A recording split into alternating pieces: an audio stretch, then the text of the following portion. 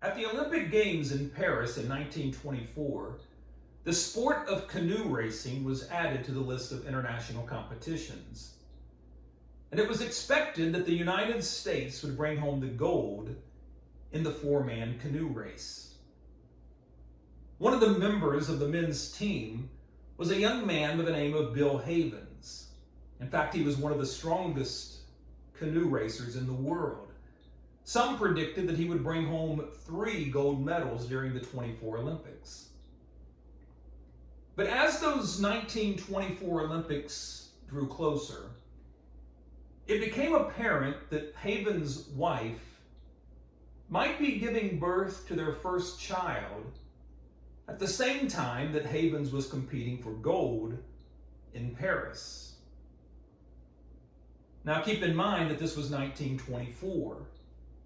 You couldn't just hop on an airplane in Europe and be back here in America in just a few hours. There were only slow-moving ocean-going ships.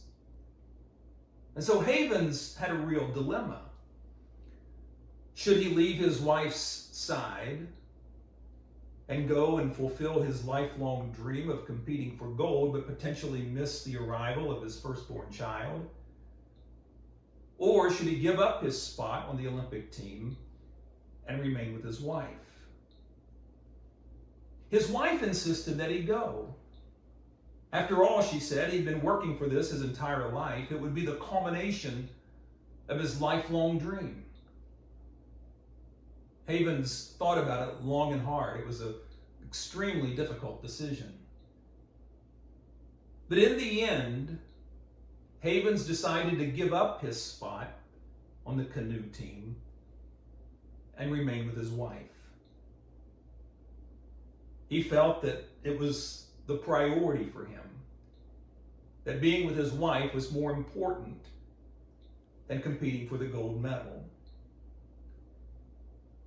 Well, in Paris in 1924, the United States canoe team, which incidentally included a young Benjamin Spock, who would later become world famous as a pediatrician and an author, that team did indeed win gold.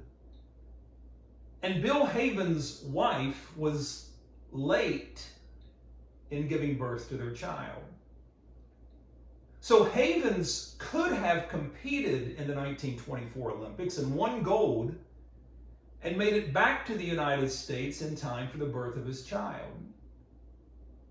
He could have done both. What a shame, many people said. But Havens had no regrets. He said that being with his wife was the most important thing to do. It was then, he said, and it is now.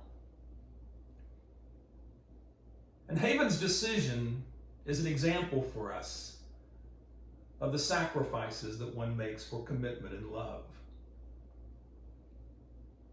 But there's a sequel to this story. Havens' wife in 1924 gave birth to a boy that they named Frank. Well, 28 years later, in 1952, Bill Havens, the father, received a cablegram from Frank from Helsinki, Finland, which was the site of the 1952 Olympic Games. And the cablegram said, "Dear Dad, I won. Thank you for waiting around for me to get born. I'm bringing home the gold medal that you should have won. Your loving son, Frank." You see, the boy that was born in 1924, the one that Bill Havens stayed home for, the one they named Frank, grew up and competed in the 1952 Olympics in Helsinki. He competed in the individual race, and he won the gold that his father had passed up to witness his son's birth.